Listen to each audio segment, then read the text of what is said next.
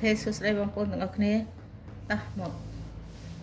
ធ្វើលំហាត់ជាមួយខ្ញុំតទៀតណាអូខេអញ្ចឹងយើងនឹងបន្តធ្វើលំហាត់នេះគឺរកពហុគុណរួមតូចបំផុតពហុគុណរួមតូចបំផុតនេះតាមវិធីដកចាដូចលេខញាតិឲ្យខ្ញុំបានតាំងនៅលើក្បាច់រួចហើយចាគឺទី1គឺមាននៅខាងស្ដាំនេះគឺមាន1518ទី2នៅខាងឆ្វេងគឺមាន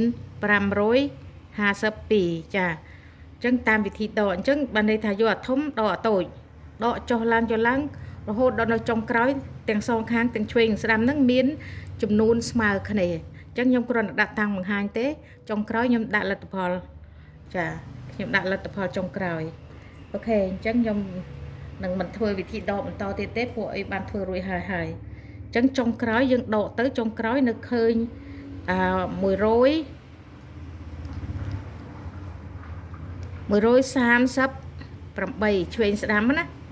ចា138ឆ្វេងស្ដាំនេះបានន័យពេលយើងដករួចហើយណាអានេះខ្ញុំតាំងដកហើយទី1ខ្ញុំតាំងលេខនឹងទាំងអស់ហ្នឹងឲ្យមើលហើយបន្តមកទៀតរោតួចែករួមធំបំផុតគឺយើងដកចុះឡើងទៅបានន័យថាអាខាងឆ្វេងក៏ឃើញប៉ុន138ខាងស្ដាំក៏100អញ្ចឹងបានន័យថានេះជាតួចែករួមធំបំផុតបន្តមកទៀតយើងធ្វើវិធីចែកដោយយកចំនួនដែលយើងដកហ្នឹងយកមកចែកម្ដងមួយអូខេអញ្ចឹង138នេះខ្ញុំដាក់នៅនឹងដដែលជាតួចែកឯតំណាងចែកគឺខ្ញុំដាក់តាំងថ្មីគឺទី1យើងត្រូវយក552ចែកនឹង138ចាអូខេអានេះបន្តមកទៀតយើងចែកយើងប្រៀបធៀបមុននឹងចែកយើងត្រូវប្រៀបធៀបសិនមួយតួដំបូងរបស់តួចែកនិងមួយតួដំបូងរបស់តំណាងចែកឃើញថាតួចែកតូចជាងអញ្ចឹងតូចឬស្មើយើងត្រូវដាក់រំលងពីតំណាងចែកនេះមកខាងឆ្វេងអញ្ចឹងយើងត្រូវដាក់ខ្ទង់ទី5អូខេអញ្ចឹងរោបន្ទាប់ពីរោទីតាំងដាក់តួចែកឃើញហើយយើងចាប់ដើមចែកអញ្ចឹងយើងមើលបាន552ចែកឲ្យ138អូខេអញ្ចឹងយើងមើលយើងថាបាន4យើងគិតថាបាន4ណាចា4អញ្ចឹង4ជាផលចែកយើងត្រូវដាក់នៅក្នុងខ្ទង់ទី5អូខេបន្ទាប់មកយើងគុណ4មួយដង0 4 0 4សង5 4សង5សល់1អញ្ចឹងរុញក្របលើ1មកហើយដាក់1ខាងក្រោមរុញខាងក្រោមឡើងលើអូខេ1មកបន្តទៅទៀត4 3ដង